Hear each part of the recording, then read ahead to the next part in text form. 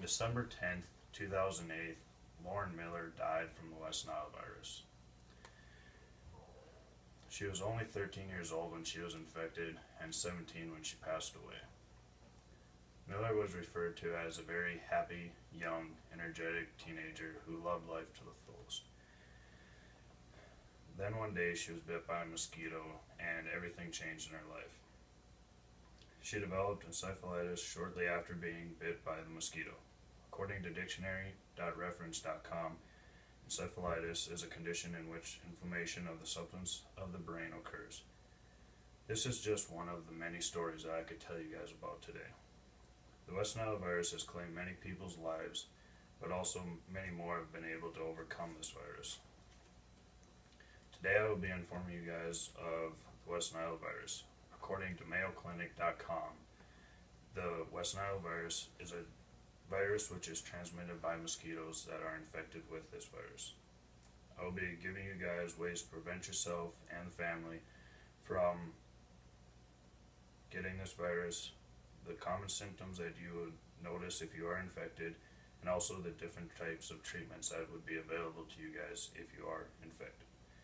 To start with, I will share a few different types and ways to prevent yourself from getting the virus.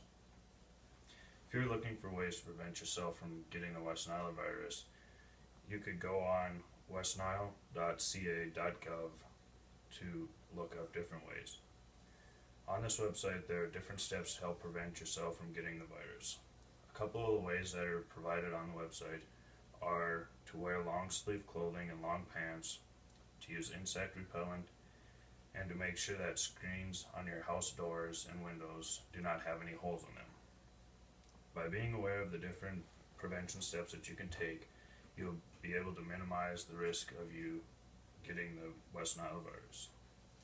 If you do happen to be unfortunate and get infected with this virus, there are many statistics that show that the virus is not as harmful as most think. The West Nile virus is not as deadly a virus as most people believe that it is.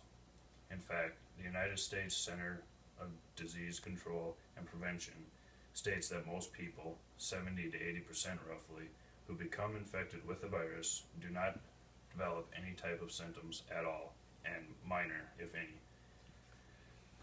Also, the other 30 to 20% of people who are infected, only 1% will encounter severe neurological problems such as meningitis or encephalitis, like what Lauren Miller developed.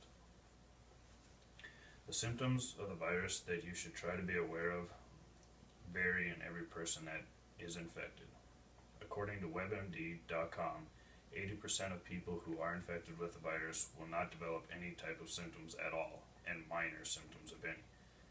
Some of the more common minor symptoms include headaches, rashes, not being able to sleep, and never being hungry.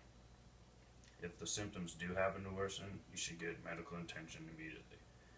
In the rare case in which the symptoms are severe, you may encounter much stronger headaches, higher fever, a stiff neck, confusion, tremors, or possibly even go into a coma. In severe cases such as the ones listed previously, the symptoms may last up to weeks or possibly even months. The different treatments that would be available to you if you were infected would depend on the symptoms that you are encountering. According to health.nytimes.com, the treatments for the virus depend solely on the symptoms you are having and are usually different for everyone. With most cases of the viral forms of the virus, treatments are not available. Where a fever, headaches, or swelling of the brain are happening, doctors may prescribe different steps or drugs to lower the fever or to reduce the swelling of the brain. There has not been any one vaccination or drug that is available to help prevent you from getting the virus or that would cure the virus in infected victims. So, before the next time that you go outside to play in the yard or do any type of work outside, consider going to the websites provided to review ways to prevent yourself from getting the West Nile virus. If you take any step to help prevent yourself from getting this virus, it would be well worth it, and you hopefully wouldn't have to go through what Lauren Miller had to. To my left on the computer are the different websites that I told you about earlier. On the websites, you can look at different prevention steps, symptoms that you might encounter if you are infected, and also the different treatments that are available to you. Thank you.